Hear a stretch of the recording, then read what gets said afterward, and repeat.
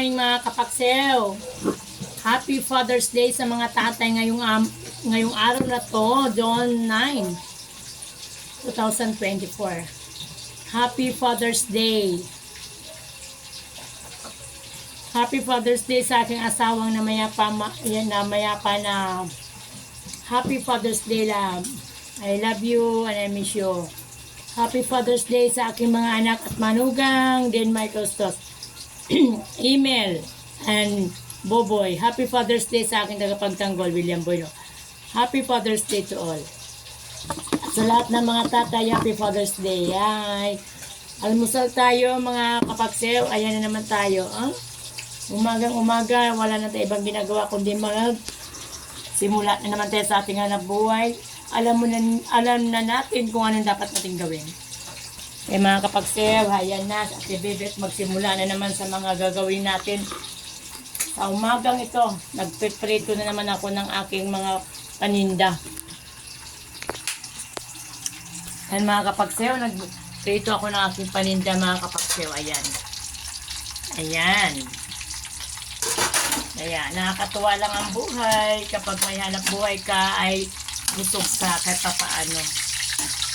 Hindi ka magugutom.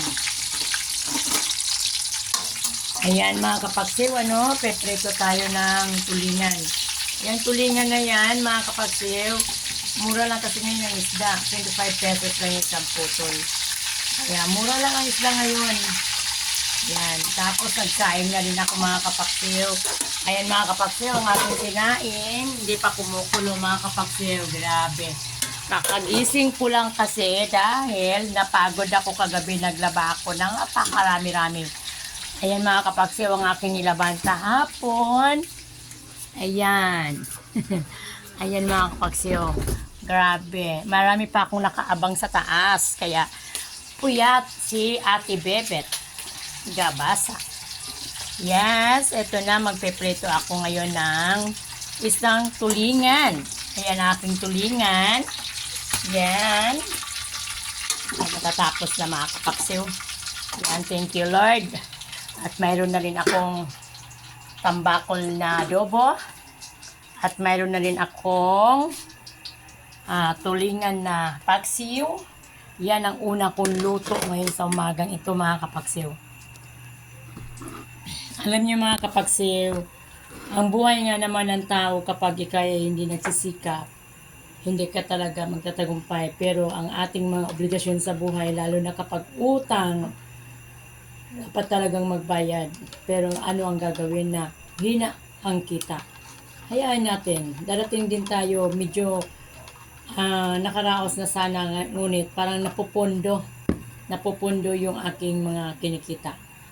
Standby lang sa lahat yung mga obligasyon ko, ha? Nakakapagsew, good morning. Good morning sa mga anak ko. Shout out sa lahat kong mga kaibigan, mga kamag-anakan.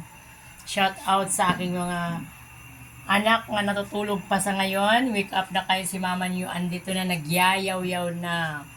Wake up sa lahat ng mga kababayan kong mga Pinoy. At mga kamag-anakan ko diyan sa Subongkogon, Cagayan de Oro City, Tabunok, Talisay, Cebu, Camiguin Island Province, Talakugon sa side ng Mr. ko, mga Ostos family, Turalba and Curato family. Yes, good morning sa inyong tanan. Eto sa Ate Bebet, mag-vlog na naman sa umaga. Wala na tayong ibang ginagawa mga kapagsew, kundi magsige na lang tayo nitong mag-social media. Ngunit, syempre, huwag natin kalimutan, mag-almusal muna tayo dahil sa umaga naman ay ating kailangan yan. Parang uminit ang ating sikmura. Yes. Ayan. Mag-almusal tayo mga kapaksew. Ito yung ating kapet at tinapay, kalahati na lang. Yes, mga kapaksew. Himay-himayin ko na naman yun ang aking tinapay. Ilalaglag ko na naman sa aking kaping mainit upang madurog at lumambot at kaya ng isobo kahit anong iba po kasi tayo, nasanayan natin ang mga Pilipino ay kapag nagkakape with tinapay, ang tinapay isasawsaw sa kape saka isusubo, di ba? Ayan. Ayan mga kapaksiw, ha? Ilalaglag natin. Nilaglag ko na. Ayan na yung kape ko. At saka yung aking tinapay. Nilaglag ko na sa loob ng aking baso. At parang lumambot yung tinapay mga kapaksiw. Ayan ang ugali ng mga Pinoy. Hinuhugasan muna yung tinapay bago sobrang linis ang Pinoy. Tapos, hinihigop din yung pinaghugasan.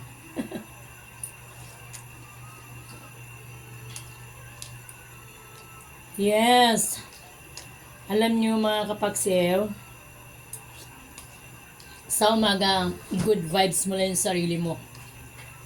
Pero unang-una mo talagang isipin yung Panginoong Hesus kasi siya po yung ating tagapagtanggol. Siya yung ating tagapagligtas. Kaya, siya muna tapos kung ano man yung nasa isip mo, sunod mo na.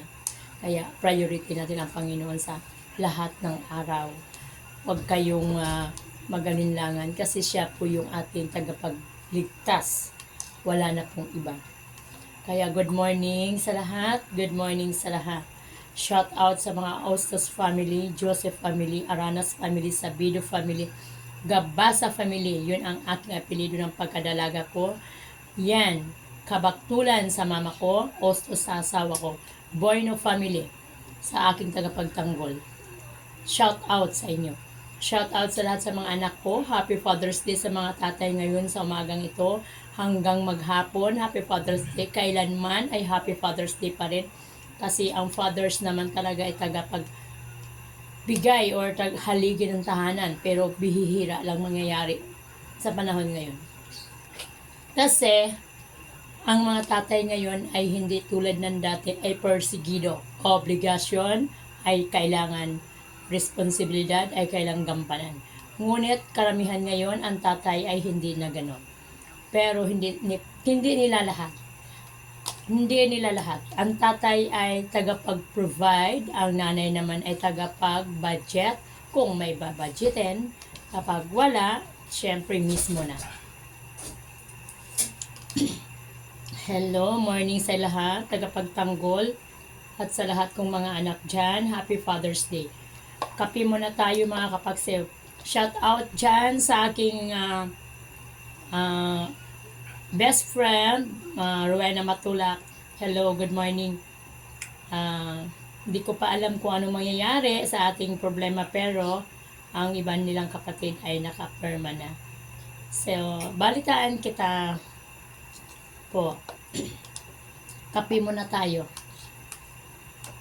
Shout out maya-maya ay ako'y alis at maghahanap buhay na naman si Ate Bebe. Kaya alam nyo mga kaibigan, napakahirap talaga ang kalagayan ng isang nanay at isang tatay. Hindi natin masasabi kapag yan ay nag-iisa ka lang, lahat ng mga trabaho, obligasyon sa buhay ay kailangan mong gampanan. Kaya, shout out sa lahat. Walang mag-atubiling manood sa aking video. Shout out sa lahat kong mga kamag-anakan. Shout out sa mga kaibigan, mga kapitbahay, at sa mga taong nakatulong, sa mga friend ko kahit papaano ay hindi ko sila napansin sa mga ilang araw dahil sa kahirapan, nakalimutan ko na. Dahil sa hirap ng buhay, hindi na natin sila maalala. Pero mga kaibigan kong natatakbuhan sa oras ng kagipitan, thank you very much Rose Aranita, thank you sa iyo. Thank you Alice Evangelista, thank you. Huwag kayong magagalit, darating ang panahon, malapit na, lahat yan ay bayad. Kaya thank you very much sa unawa, sa lahat ng may mga obligasyon sa akin. Huwag naman ninyo akong pabayaan, huwag niyo akong kalimutan. Bigyan niyo din ako kahit pa konti-konti, masaya na ako. Ganyan lang ang buhay ni Ate Bibit. Hindi ako naghahangad ng malaking halaga, kundi sa malit lang na halaga kailangan ko para lang kahit paano makatulong din sa aking mga obligasyon. Shout out, almusal tayo ng kape, almusal ng mensahe, almusal sa lahat ng pakiusap at paunawa sa lahat ng mga kapwa. Thank you very much and good morning. Thank you, Panginoon. Thank you sa lahat. Wala na tayong kailangan pang hilingin kung tayo ay maganda ang ating kinabukasan, maganda rin ang ating kalagayan, ang ating katawan, kalusugan, ay magpasalamat tayo sa ating Panginoong Hesus. Thank you very much, tagapagligtas natin, Panginoon. Ikaw po yung aming gabay sa lahat ng panahon. Thank you and good morning.